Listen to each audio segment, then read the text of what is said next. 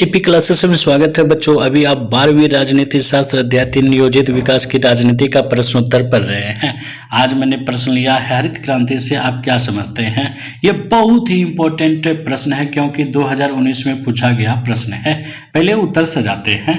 हरित क्रांति की शुरुआत हुई 1967 में। भारत सरकार द्वारा हरित क्रांति के जनक नॉर्मन बोरलॉग माने जाते हैं पूरे विश्व में, जबकि भारत में हरित क्रांति का लाने का श्रेय सी सुब्रमण्यम और एम.एस. स्वामीनाथन को दिया जाता है। अधिकतर एम.एस. स्वामीनाथन ही मारिएगा। एम.एस. स्वामीनाथन एक जाने माने वनस्पति विज्ञानी थे जिन्होंने हरित क्रांति लाने के लिए सी सुब्रमण्यम के साथ काम किया और हरित क्रांति दिवस मनाया जाता है 25 मार्च को। ये जितने भी मैंने बताए ऑब्जेक्टिव बहुत ही इंपॉर्टेंट है एग्जाम की दृष्टि से और कंपटीशन की दृष्टि से। अब देखते हैं हरित क्रांति से आप क्या समझते हैं। 1960 के दशक में कृषि की दशा बद से बदतर हो गई। खाद्यान्न संकट उत्पन्न हो गया था। भारत विदेशी खाद्य सहायता पर निर्भर हो चला था, खासकर संयुक्त राज्य अमेरिका के। संयुक्त राज्य अमेरिका ने इसकी एवज में भारत पर अपनी आर्थिक नीतियों को बदलने के लिए जोर डाला। सरकार ने खाद्य सुरक्षा को सुनिश्चित करने के लिए कृषि की एक नई रणनीति अपनाई।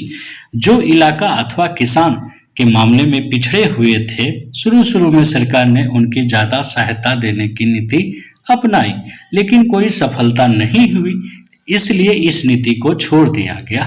सरकार ने अब उन इलाकों पर ज्यादा संसाधन लगाने का फैसला किया जहां सिंचाई सुविधा मौजूद थी और जहां के किसान समृद्ध थे।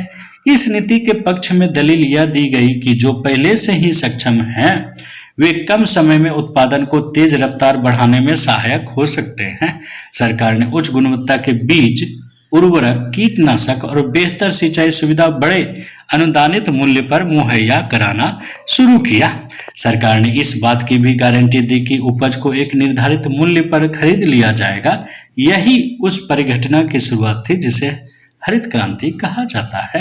अथवा ये भी लिख सकते हैं संक्षेप में, 1960 के दशक में उत्पन्न खाद्यान्न संकट और विदेशी निर्भरता से उबरने के लिए सरकार ने उच्च गुणवत्ता के बीज, उर्वरक, कीटनाशक और बेहतर सिंचाई सुविधा अनुदानित मूल्य पर मुहैया कराना शुरू किया, जिससे गेहूं के पैदावार में आशातीत बढ़ोतरी हुई।